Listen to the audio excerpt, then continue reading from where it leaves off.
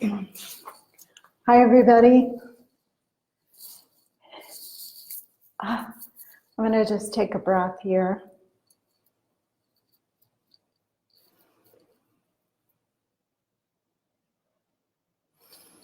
Today has been a little bit chaotic, so I'm really happy to be here right now talking to you about how to have a difficult conversation and feel good about it. And what I would like to talk about first is why, we all know what it's like to be in a difficult conversation because we're either dreading it, or when we're in it, it doesn't feel good, or after it's over, it doesn't feel good. We don't feel closer to the person, or as if we are more connected or have a better understanding. Instead, we feel less connection with that person and also with ourselves. So I thought this would be a good thing to talk about right now. And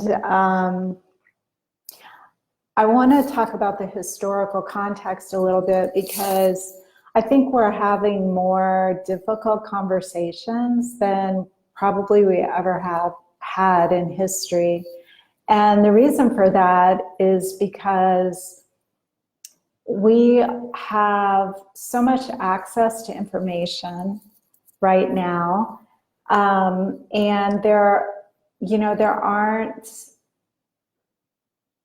are gatekeepers for information, but we live in a time that's unprecedented as far as a person being able to access any information that they want at any time. And the result of that has been that each of us is growing and learning different things at different paces, like at a different rate. So where in the past we had such limited access to information that usually everybody around us had more or less the same access to information. Unless you were a child and your access to information came mostly through your parents. That's why I think parenting is really hard today, because your kids can go anywhere for information, and it used to be that you looked up to the adults in your life to give you the kind of information that you needed. Sorry about that glare. I'm not sure how to get rid of it. So anyway, so we're living in this really weird time, and then you throw people into an environment like work or a group or any kind of environment where there's a mission or a cause that everyone gets behind. And we all are in these different places in our understanding and in our evolution. And we are still bringing to this conversation our old beliefs about, who has the authority and power. Traditionally, those people have had the most say, but it's becoming more and more apparent that those in power and authority, whether it's at your workplace or anywhere else, you could actually know more than them in different areas. And so it's really kind of a very odd time that we're in right now. And that's why we're having, I feel, a lot more a greater frequency of difficult conversations, because you start talking to someone and you realize, wow, we are really not on the same page in a lot of areas. And we have been, conditioned to think that, we all have to be on the same page, and that, if people think differently from us or at different places than us, then they need to be brought up to speed and they need to get on that page. And the thing is, we all have so much access to information. We get to be on the page that we're on, which is kind of cool. I mean, that's the good part of it. Like, you really get to fill out your education in the ways that you want to, rather than having that handed down to you. So, so I'm going to take a look at my notes here. Okay, so let's talk about difficult conversations, because what this time in history calls for is for people to get really good at conversations, at communicating, and at boundaries, having good boundaries. So this time that we're in right now is not going away. We have to evolve with it and ahead of it. We have to shape it the way that we would like, so that we can live in a culture that works for us, that works for all of us. So the first thing you can do is review your difficult conversations. And this really isn't that difficult, and it's really fun. It's a fun way to learn what you really want and what's really important to you. So if I have a difficult conversation and I take a look at it, I used to do this toward the end of my marriage, and it was so telling. Like, I would write down the conversation, and then I would write down what I wish I would have heard. And the things that aren't said can be so eye-opening. So I encourage you to take these difficult conversations after the fact and do a little like autopsy on them, like what wasn't said, and maybe what do I wish I would have said that I didn't say. And it's going to, I found it so amazing, because if you keep getting the same responses over and over again, you don't really know what you really want. You just know that the responses you're getting are not really working for you. So if you review those conversations, then you're like, this is what I want. And that clarity is so valuable. So once you realize what you want, or what you wanted to hear, you need to make sure that you're doing these things. Because if I wanted my husband to say, oh, I really see this from your point of view, and I really see how not doing this thing affected you. You have to be able to do that, not only for other people, but for yourself. So if you've been in a conversation where someone has,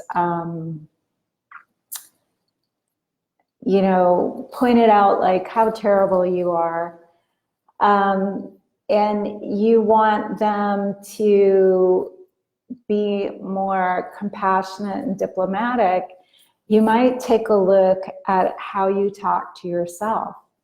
Am I compassionate and diplomatic toward myself? Am I compassionate and diplomatic with other people? If you are, that's great. Then what you want is something that that you should have, whether you get it or not, whether it happens or not. It's something that you should have because it's something you're doing. If you're not doing these things, the reason it's coming from other people is to help you notice that you're not doing these things. So it's really an amazing feedback loop. So, whatever, if you're not talking kindly to yourself or others, if you get triggered and then you just roll with it and other people become offended and hurt, and you wouldn't want that to happen to you. These are all kind of indicators that it's a good idea to develop your emotional intelligence, to reclaim your emotional intelligence. And being congruent with how you treat others and how you treat yourself and the kind of treatment you expect from others really helps your credibility and your self-confidence. It's well worth doing. I highly recommend. 2 thumbs up for that. Okay, so let's see what else. Yeah, it's not realistic to want something you're incapable of doing. That was my last note on that. Okay, so what are conversations about? So in the past, conversations, they can be about all kinds of subjects, but, they have,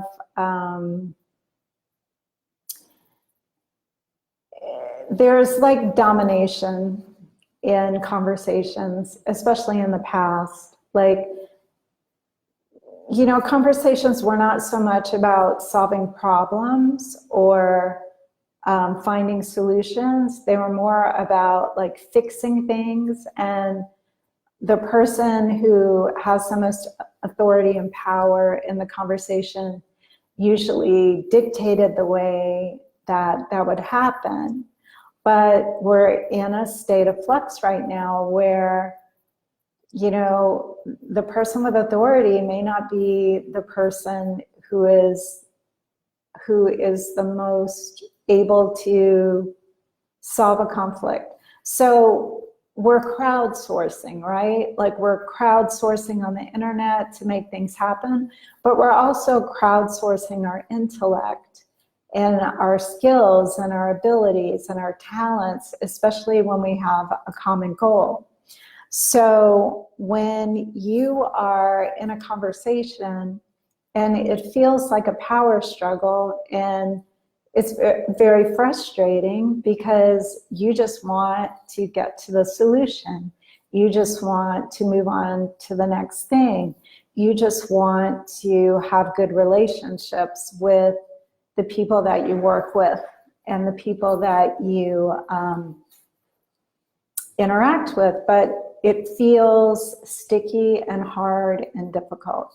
That's when you know you're in a power struggle. So the person is looking at it from, I have the best idea, I know how to do this, and that person delegates what everybody should do, and then people object, or people say sure, and then they go off and they do it but resent it, or they do it and it has negative repercussions. It's not really effective, even though we've done it that way for a long time. So what kind of conversation do you want? You want a conversation that crowdsources intellect and wisdom. So I like to use this analogy that each of us is carrying around some puzzle pieces. And we come together to talk about something. And we have these puzzle pieces, and there's a big puzzle that we can make with these puzzle pieces. But we have to get our puzzle pieces on the table. We have to sort through them, and then we have to try to fit them together. So that is like a new paradigm for thinking of conversations, especially difficult conversations. So how do you do that? How do you do that? Okay, so what you do is you just ask questions like, I wonder what the best solution to this problem would be. I wonder what we might be missing, especially when, like, a lot of times people will be talking to you and they're like going and going, you know, all the way to their conclusion, and you're sitting here holding these very important puzzle pieces. And so you want to say things like, I wonder if we're missing anything. Were you aware that whatever? Did you know that? And then you start to offer your puzzle pieces.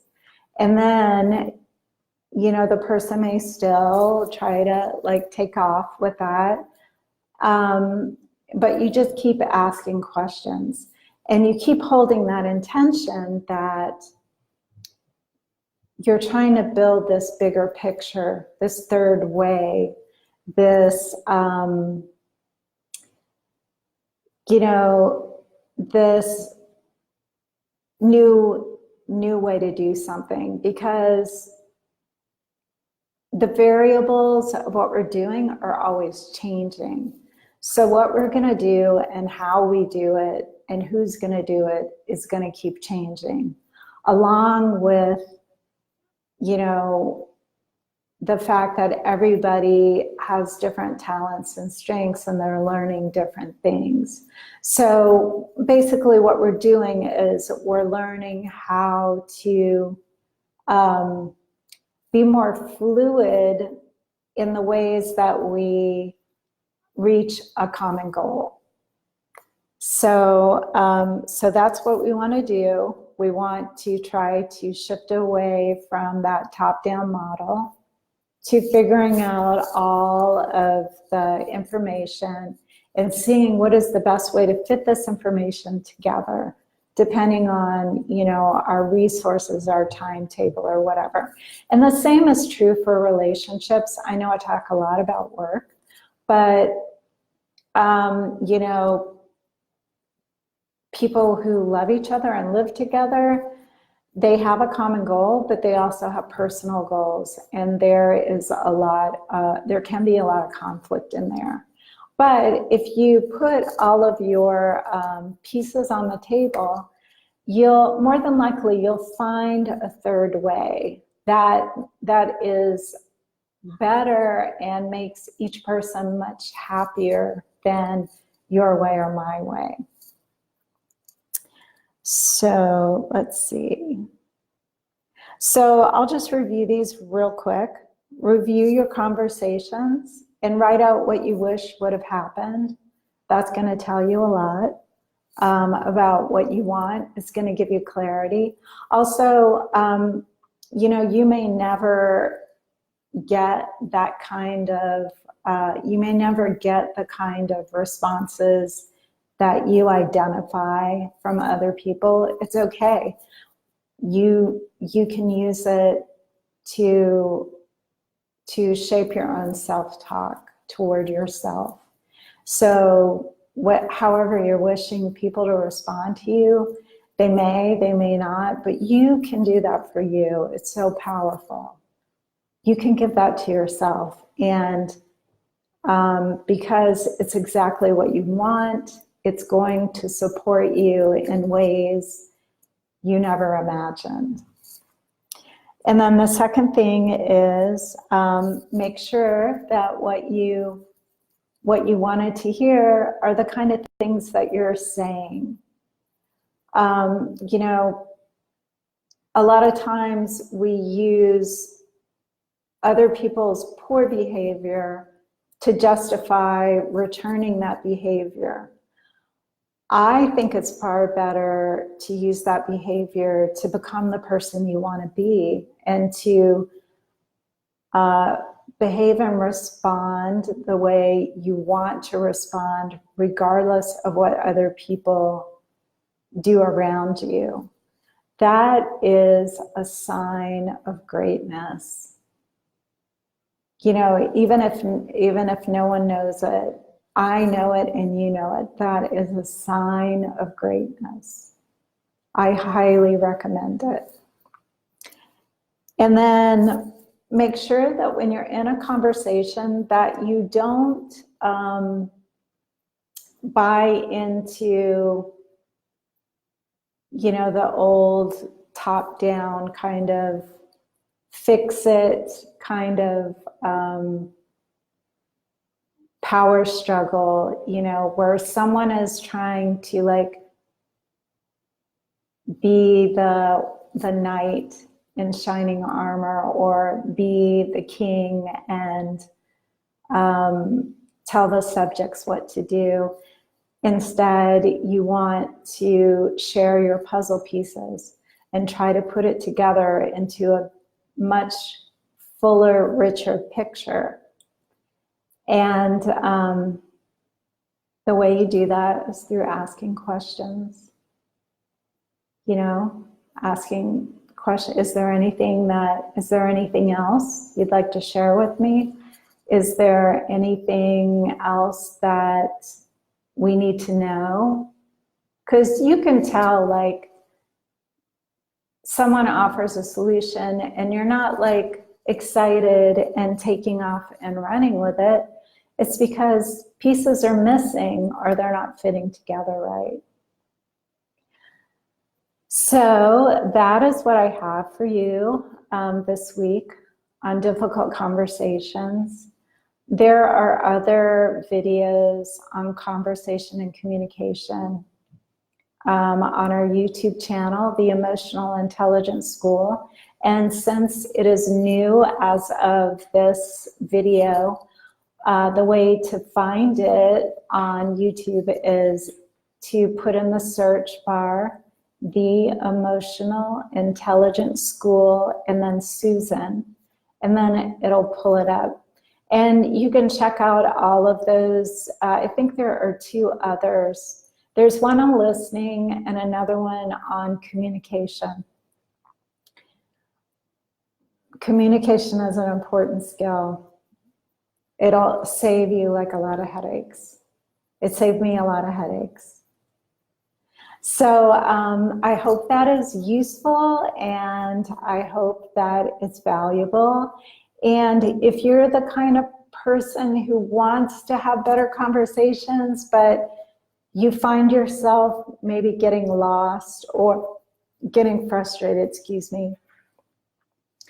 or feeling like you're not heard in conversations, that is a sign to develop your emotional intelligence. You know, conversation is not just about words and thoughts, it's about feelings. And the clearer you are intellectually and emotionally when you have the conversations that you have in your life, at work, you know, in business, with your kids, with your spouse, with your boyfriend or girlfriend. Those are, it's very powerful. And if it's like something that's just really not working, the emotional component is usually the part that needs work. We teach it all at the Emotional Intelligence School. We teach the communication skills, the you know, how to have intellectual clarity and emotional clarity, how to tap into the wisdom of your emotions. So please contact me at theemotionalintelligenceschool.com. There is a contact page, a tab and you can go to it and tell me what's on your mind. And I usually return those emails within 24 hours, except on the weekends. I take off on the weekends. So thank you for joining me. Thank you for watching. If you're watching this on YouTube, please like and subscribe and hit that little bell. If you're listening on Facebook, please like and share. It really helps me reach women who, you know, women have so much untapped potential. We have so much to offer the world, and often what stands in our way is just we don't have the right skills. That's all it is. And, you know, we didn't learn these skills growing up. Instead, we learned the opposite. So that's what the Emotional Intelligence School is all about. So when you share these videos and like them and comment on them and ask questions on them, nobody's here today, but, you know, I love it when you ask questions. So thank you so much, and have a great rest of your week.